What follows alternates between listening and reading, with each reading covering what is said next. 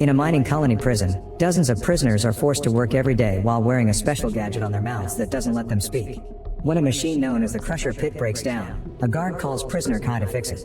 In just a few minutes, Kai gets the machine working again. Suddenly the guards bring in a new prisoner and everyone is shocked to see Hatch, the general who lost a civil war against General Lang. A former rebel stands up when he sees his general and the guard immediately punches for it.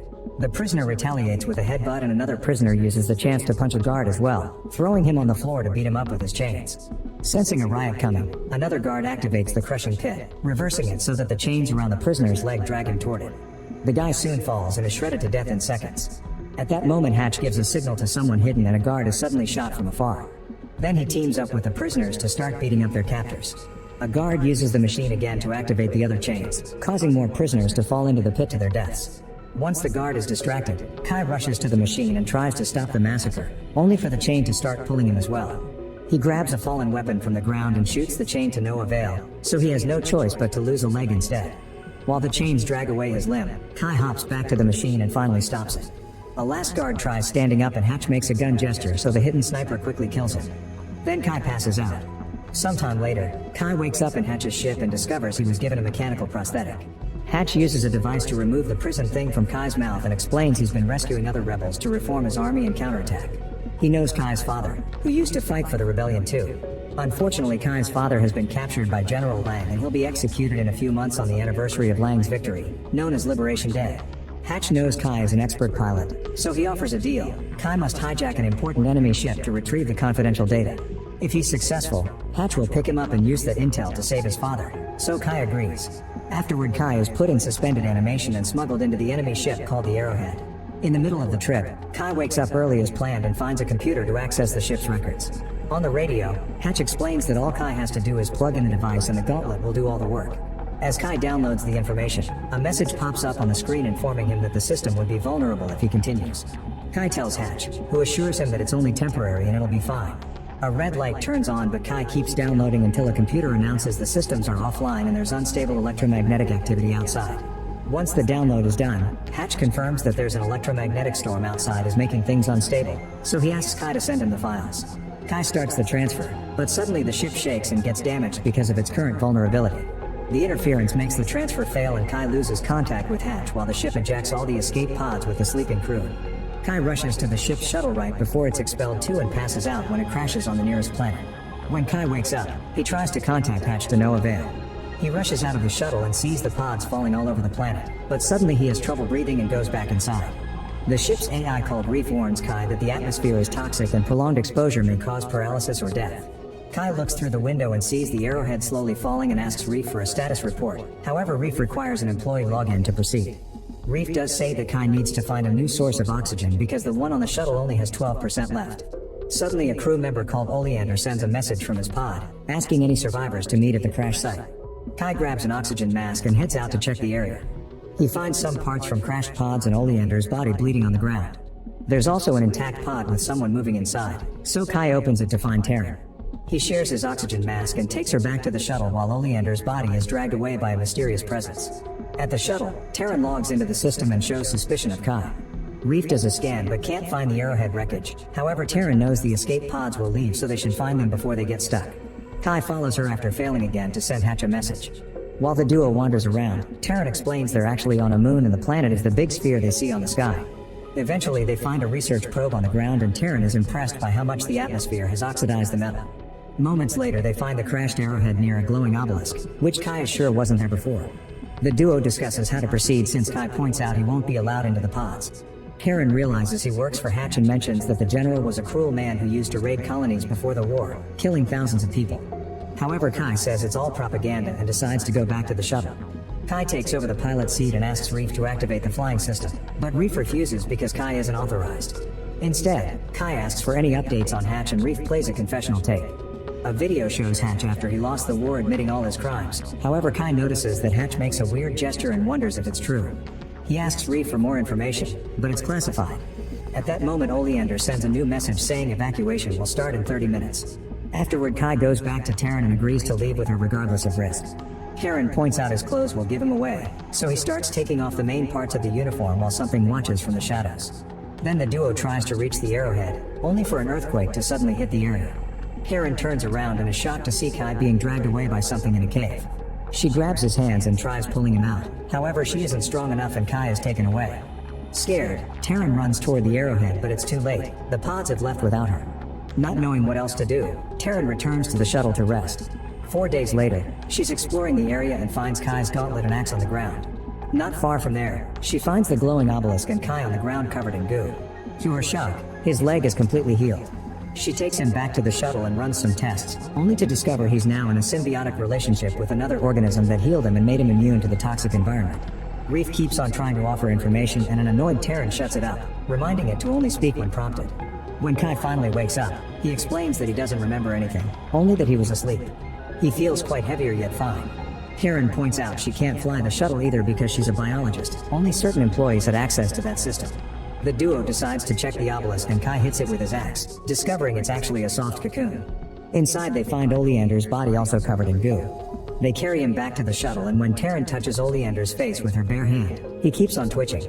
Kai pulls out some wires to bring the scanner outside and they scan Oleander's eyes, which finally gives them access to the flying system.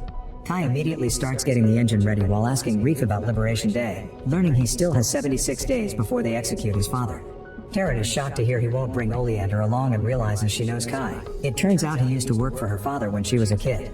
She points out that the man she knew back then would never leave someone behind to die. Outside, Oleander finally awakens and throws up. Kai and Taryn come out to check on him and Oleander starts yelling about how Hatch is going to kill them all. Then he picks up a gun from the ground and Kai jumps to punch him at the same time he shoots. After knocking Oleander out, Kai turns around and discovers Taryn is dead. Furious, he starts beating Oleander up. Suddenly he freezes because he notices he's been shot as well. His body starts wriggling and he passes out on the ground. Sometime later, Kai wakes up near the obelisk, looking perfectly healed.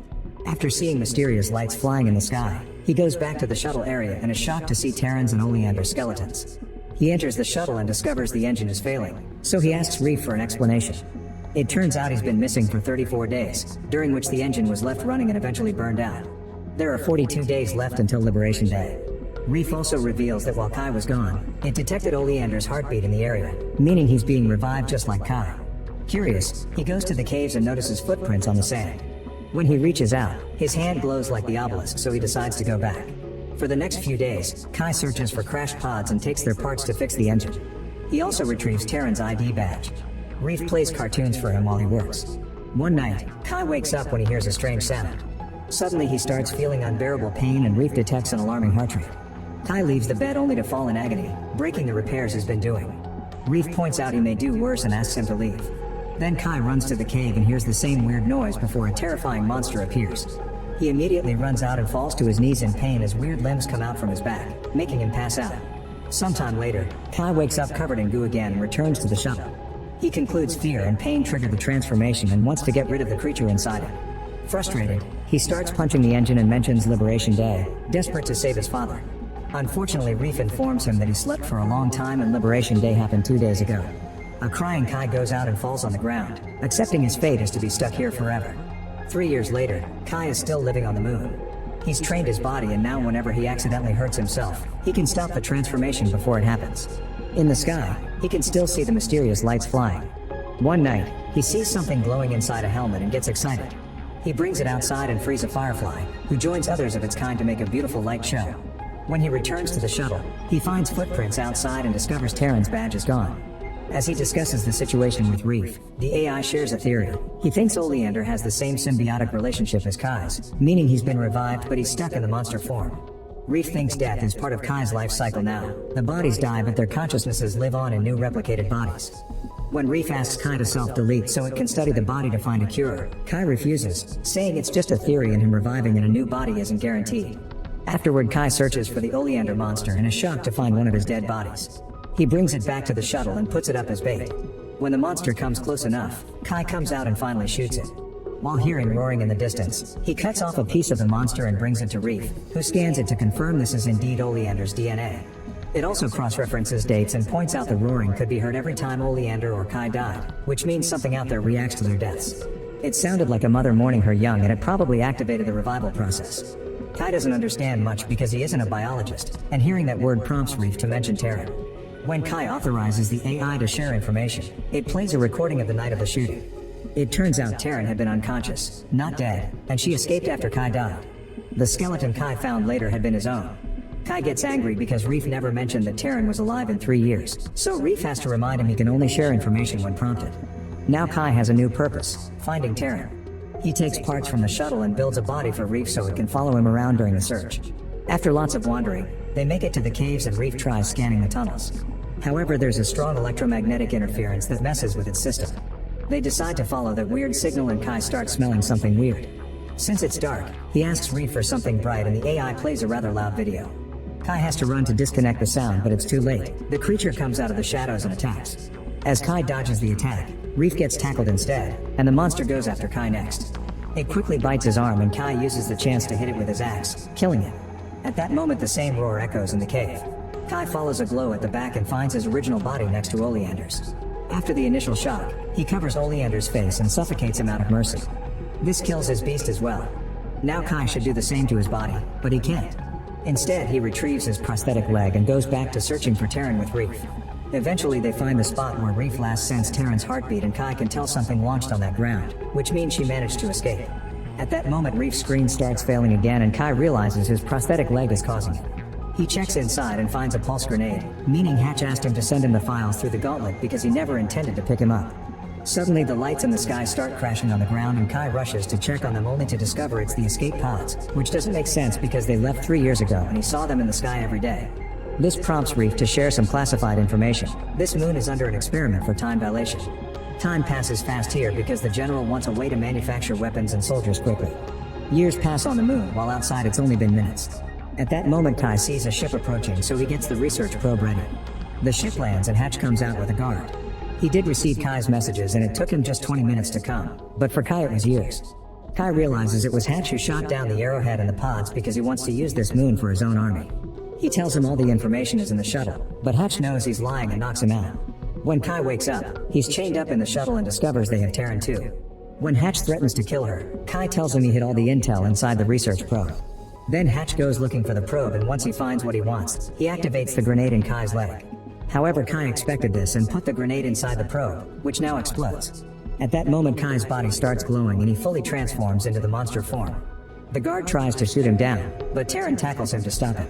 As Kai gets too close to Taryn, Reef appears outside and calls for him. The creature bursts out covered in blood and destroys Reef at the same time Taryn comes out, meaning the blood belongs to the guard. With sweet words, Taryn reaches out to the creature and tells him he can control it. The beast steps back and soon Kai returns to his human form. He returns to Taryn and together they grieve for Reef. Suddenly a heavily wounded Hatch appears and starts shooting at Kai before stabbing him. Kai uses his monster strength to grab Hatch by the neck and allows a creature limb to come out to kill him. Afterward the duo manages to reactivate Reef and they escape in Hatch's ship. Meanwhile near Hatch's body, a roar can be heard. Make sure to subscribe and turn on notifications so you can watch more videos like this. Thanks for watching.